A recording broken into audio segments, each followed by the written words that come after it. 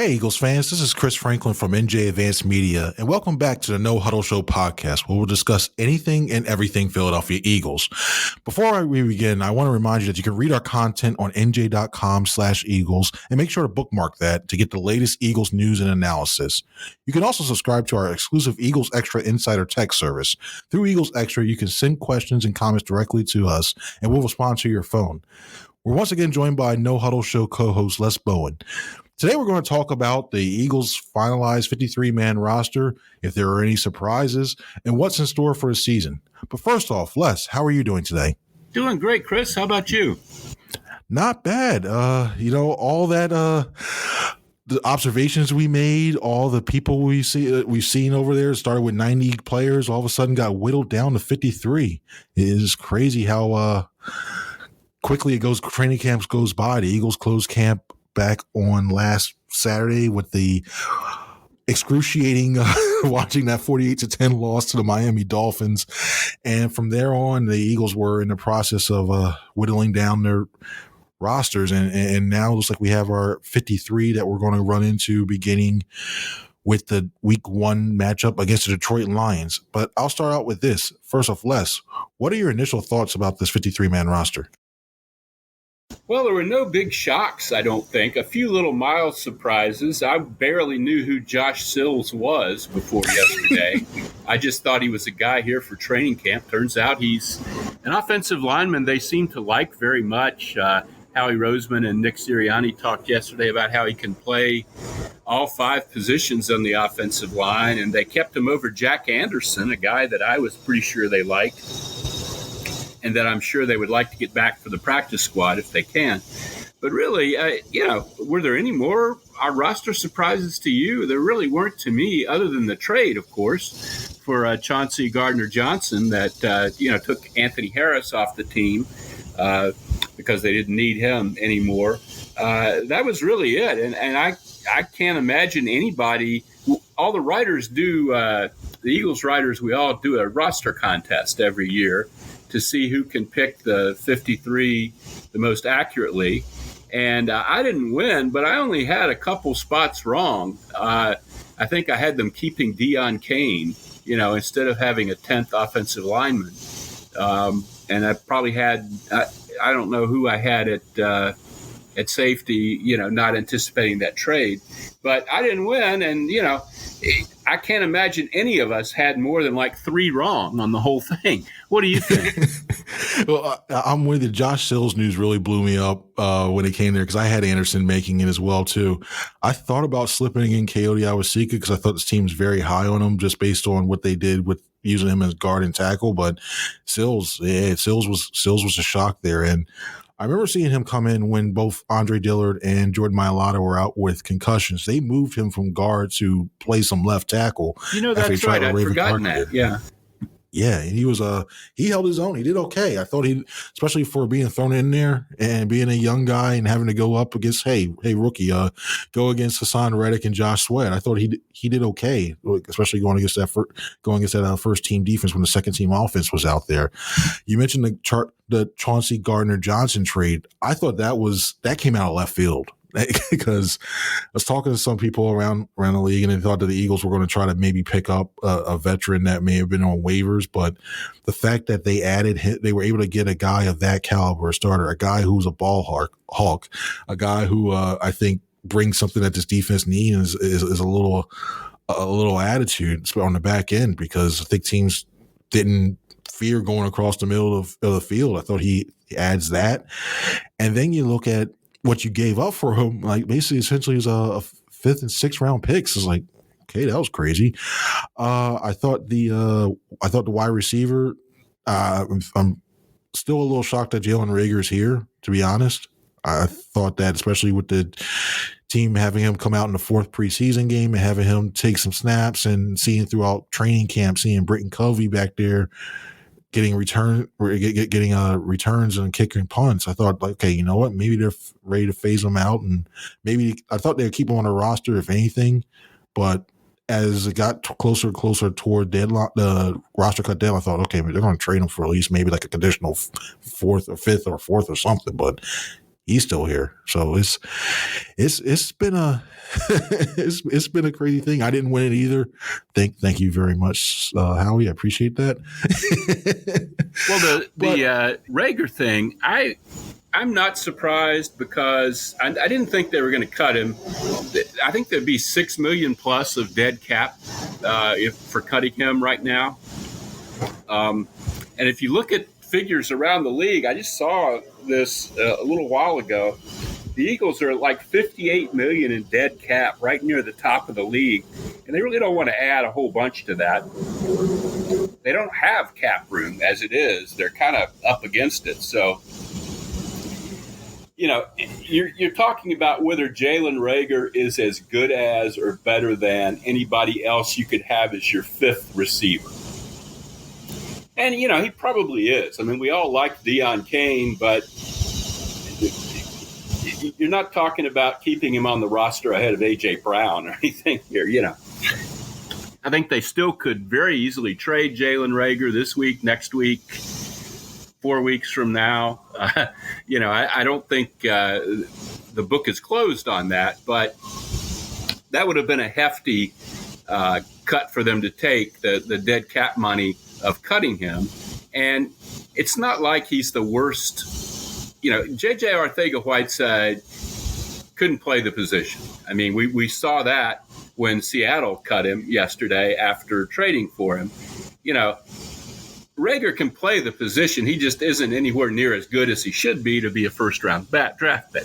It's not like you can't put him out there, and expect anything. So I wasn't shocked. I think there still could be something to happen there. But the safety thing was a big shock. And I was a little surprised that Reed Blankenship is on the roster, Chris. I liked his preseason. He's a scrappy guy, makes a lot of tackles. But I didn't really see, to me, he looked like the kind of guy you could keep on the practice squad. But I guess they really liked his special teams work. I wasn't paying real close attention to that. I don't know if you were. He was a guy. He was up there. He was a guy who had a nose around the ball. He was among the leaders, the preseason leaders on the team in tackles, and it was one of those things where I didn't think he was like, if you got him one-on-one, if you had him against a slot receiver one-on-one in the middle box, I'd feel a little worried. But if he's going to be the guy that's playing that deep half, that deep third, I think that's good. I mean, when he was at Middle Tennessee, he had like 5 interceptions or something like that in his senior season. It's a guy that he can get a good read on reading routes and then get a jump on the ball and possibly create turnovers. So I can see why they wanted to bring him in there. I was just shocked he made it out. I mean, I think that tells you the state of the team when it comes to this overall safety spot. And I wouldn't be surprised if they made like a depth move. Even though they cut Anthony Harris to make room for Gardner Johnson, personally, I wouldn't be surprised they brought him back after week 2 because, A, they wouldn't have to guarantee his contract if he was still on a roster. And I think as a third safety or as a depth safety for the most part, I don't think he could do much worse. And I also think there's maybe a couple more moves to be made, especially with a couple of these guys like Josh Jobe, the surprising undrafted free agent, who has an elbow injury, and also got Josiah Scott, who's also nursing injury too. I don't know if they maybe put one of them, depending on how severe their injuries are. Yeah, we just don't know about injuries right now. There's not the kind of formal reporting procedure that they do during the season. And these injuries could be kind of nothing, or they could be pretty serious injuries. You don't want to IR somebody before you cut to 53 because then they're IR'd for the season. But would one of these guys be short-term IR'd, or are they going to be ready to go next week? We just don't have any idea right now. Yeah, I think that, because there's going to be a lot. I think there's going to be this 53 that we saw yesterday. There's going to be a lot more shuffling that's going to come for this. Now, I also go to this, Les. When you look at this roster the way it stands right now, are there any positions that you feel still need to be upgraded? That's a good question, Chris. Upgraded, I mean, not totally, but I could certainly see the running backs mix changing. a little bit as we go along, depending on Miles Sanders' health, maybe. I don't see a whole lot. Linebacker, I think we saw in the preseason games that maybe we were a little over enthusiastic about some of the backups there, particularly Davion Taylor. But realistically, I don't think they're going to get a difference maker in here at linebacker. I think they have the starters. They just don't have – I'm not sure they have as much depth as we maybe thought they did coming into camp. I don't see how they're going to do anything more at safety or corner that's going to make a difference, So, no, I just don't could you tinker with the backup quarterback situation, the third-string quarterback situation? I don't know. But that's really kind of, not at the forefront of things as we go into the season here. When it comes to the two positions that you mentioned, two of the positions that I would really look at, and first one is going to be running back.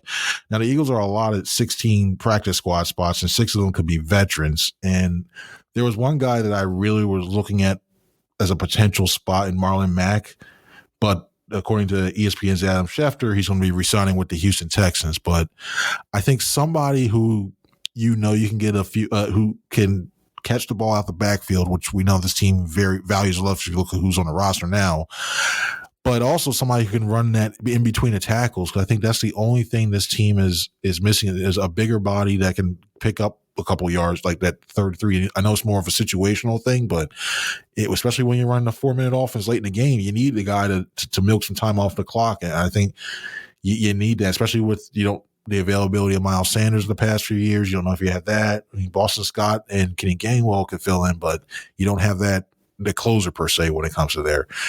And when you look at Reese and that, I think they keep him early on. I mean, it makes sense because he knows the offense. He doesn't have to. He knows what to expect when it comes to the routes and the line calls and everything. But seeing, and I know if you have to use your third quarterback you're in trouble already, and season's probably, you got red flags everywhere. But I think they really could, if there's a lot of quarterbacks that were released yesterday, and I really take a hard look at seeing if you can upgrade that position, because he looked good early on in camp. His timing was good with some of his receivers, but when he got into the games, I don't know if it's a mental block or what have you, but things were a little off when it came there. So you don't know if that's the guys he's playing with, if they're not running the routes right, if the protection, goes totally on the fritz, But, yeah, you're right. Especially this last game, Reed Sennett really did not show a whole lot. I like that play in Cleveland where he aired it out to Devin Allen. It'll be interesting to see if they can get Devin Allen onto the practice squad. I'm betting they can, because if you claim him, you've got to have him on your 53 for a while, and I just don't know that Devin Allen is ready to be on anybody's 53 right now. It would have to be a long-term investment for another team. But yeah, I wouldn't be surprised to see them try to upgrade at third string quarterback. Yeah, and the funny thing is, he's playing a gunner. I'm not calling him this because I know he's been with the Eagles a lot. He reminded me a little bit of Papali on a couple of those punt coverage things, being a gunner, like forcing pressure, basically forced them off. That was too. So yeah, you see traits there that he can be a decent player. He can play at least in this league, and he just needs to refine some of these things. I mean, like his route running. I would like to see Devin Allen around, but I think practice squad is where he is right now, his level right now. Now, Les, we know a majority of this roster and who's going to be on there. When you look at what they have, what do you think the outlook for the season is going to be? Boy, it's a heck of a roster, Chris. I've never been one to. I think you don't want to overhype things. I certainly didn't predict a Super Bowl in 2017 or anything like that. I've never really seen. I don't think I've ever gone into an Eagles season saying, "Oh, best team in the league right here," But if Jalen Hurts can be better than he was last year, substantially better, I don't know it's particularly in the NFC, I'm not sure. I think they stack up pretty well roster-wise.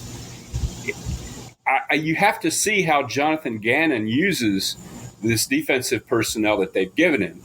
I think a lot of people were not that excited about the Eagles' defensive scheme last year or what we saw of it. They were really a bad defense in a lot of areas. So we assume that they fixed all that with all these guys they brought in, but we haven't seen it yet. So, yeah, but I have a very positive outlook on this season. I think they're probably the favorites to win the NFC East. Dallas was a better team last year, certainly, but I didn't think Dallas had a great offseason. Too many good players left, and I don't really see the replacements. They lost their left tackle. They haven't replaced him. Right now, I wouldn't be afraid of playing Dallas. And I outside the division, there's some good teams. Tampa Bay, of course, with Brady back. But I think the gap is much narrower than it was when the Eagles lost that playoff game in Tampa and looked like they didn't belong in the same field as the Bucs. I don't think it would go that way if this roster lined up against that team today. So, yeah, I 11-6, sure, sign me up. When you look at this and you look at the changes they made and where they had the issues, and you compare it to where some of the top teams are in the NFC and even in this division, I really think this team's going to go compete. I think they make the divisional round, and depending on the matchup, I think there's an outside chance to get to the NFC Championship game. I look at the way within the division, I think it's almost one of those situations where they can feast on the rest of the East, because I don't think the Giants under Dable, I think they're still finding traction. And I look at Daniel Jones, I'm thinking, I don't think he's the guy. They're going to have to get a new quarterback next year. The Commanders, they seem like they're going to be a pesky team that could be in a thorn in some of these teams with their defense. But offensively, I look at Carson Wentz, and the receivers are good, but it all goes to Carson Wentz, and he's been up and down, as people in Philadelphia know. And then when you look at the Cowboys, you lost, and to me, on offense, the left tackle is the second most important position, and now you don't have Tyron Smith potentially until December at best. So now when you put them head to head and you have this Eagles defensive line going against that and the pressure you can put against the Cowboys, I think I had them splitting going in. I still think it is, but it's not out the realm, I think, of possibly winning both those games. I think it's gotten the margin to shrink that much. And then, so if you feast on this NFC East and take care of your own things, you got the AFC South, which is one of the weakest divisions as well, too. The Colts, it could be one of those situations where if the Eagles get out to a fast start, we could potentially be talking about them being like a 2 seed or a 3 seed. And we all know what happens when you have home field advantage here, especially in Philadelphia as well, too. So it might be one of those seasons where you're sitting and looking, going, you know what? There might be something going on here that we might be, you and me, we might be going into late January, going to still cover games. So I think that can be a fun thing to. I wrote today about how this offseason reminded me of the 2017 offseason, and I didn't mean to overstate, the way that team played and the way it came together and the way it overcame injuries is probably unique. And I certainly don't think if this team gets to the Super Bowl or something, I don't think it's going to follow that exact path. But it was an off season in 2017 where Howie Roseman, every time he needed a piece, he found it. There's a lot of skill involved in that, of course, but there's also luck. Players have to be available. A lot of guys that he signed on 1-year deals that year. A lot of guys were available in trades, just like yesterday's trade, where you're thinking, you got a starting safety for that? The Jay Ajayi trade was like that for me. A 4th-round pick for Jay Ajayi at that point in his career. Of course, the backstory was everybody kind of knew that his knee wasn't going to hold up for very long, but it sure held up for that Super Bowl year. So, it just seems like they were able to do a lot of stuff. And some years you just can't. It's not that Howie tries harder some years than others, but a few years ago he was trying to get wide receivers and just couldn't catch one with a butterfly net. It was comical. I mean, they had a terrible wide receiver room the last year of Carson Wentz. And sometimes the ball just starts rolling your way and keeps rolling that way. And that is how this offseason has been, which doesn't mean the season will go that way. But if this is how this offseason has been, it's every time they had a problem, it just seemed like the draft, the A.J. Brown trade, that reminded me a little bit, too, of this safety deal yesterday. We all thought the safety bus had left the platform, that like you said, they'd end up going for some veteran guy that got cut or something and trying to make things a little better. We didn't see that there was a big move to be made. And it was the same with wide receivers. There was a lot of stuff happened early in free agency. Guys signed with their teams that they looked like they were going to be leaving. Guys got traded. Guys signed mega deals. And you were thinking, well, the wide receivers are all gone. Howie's going to have to go back into the draft with one of these 2 first-round picks and, have a really young wide receiving room.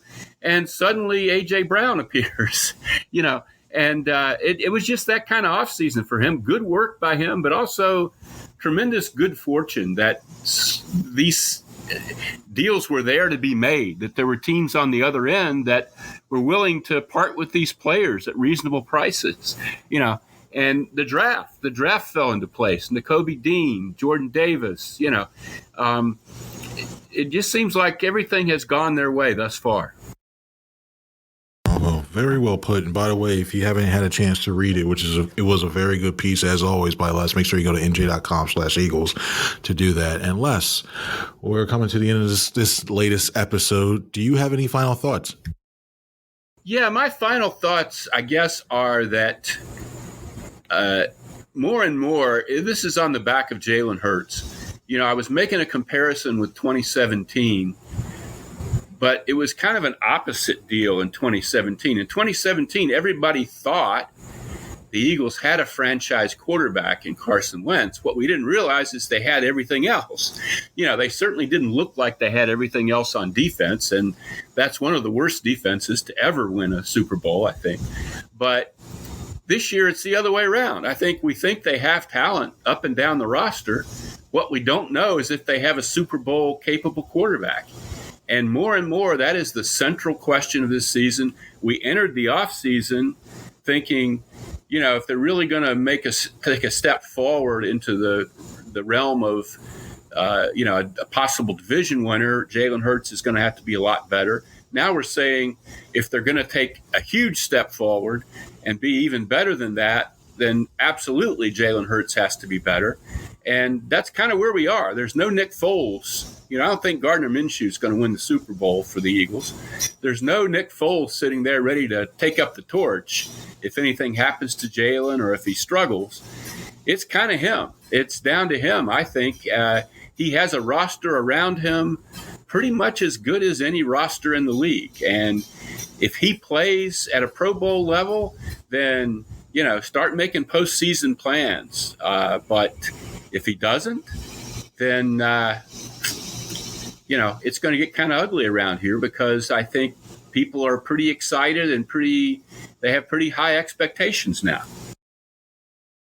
Very well put. Yeah, it's a lot that's on his shoulders right now, given that there really is no excuse now. This is a put-up time, and if he does, he might also be a lot richer, too, with that extension. I think for my final thought, I'm going to another, basically Jalen Hurts' other important half, and that's Nick Sirianni. I think this is a year for him. It's another prove-it year for him as well, too, and a lot's been made of him giving up the play calling to Shane Steichen, and when you look at where, and just looking overall from when he first started last year, he was getting his feet wet, trying to learn to be a head coach and divvying up everything. I mean, everybody remembers the opening press conference.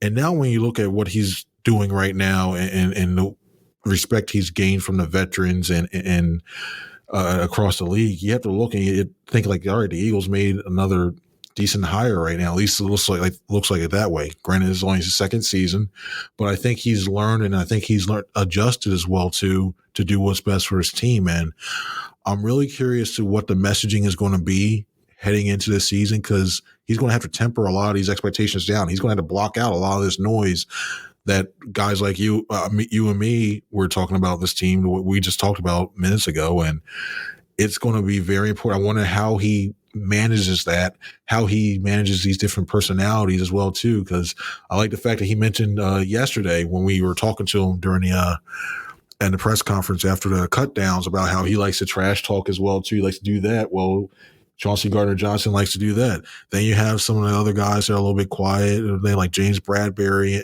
and Devonta Smith. He manages that as well too. So we continue to hear we're talking about connectivity. We continue to talk about like basically building relationships with the guys. That's going to be put to the test this year. And if he's able to basically be the manager, the CEO that he's looking to become now, I think this team's in store for some good things.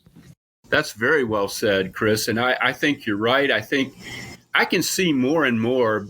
I wasn't around Nick a lot last year because I'd kind of retired and I was only doing stuff one day a week for the Associated Press. But this year, being around him a lot more, I see a guy that really relates to the players.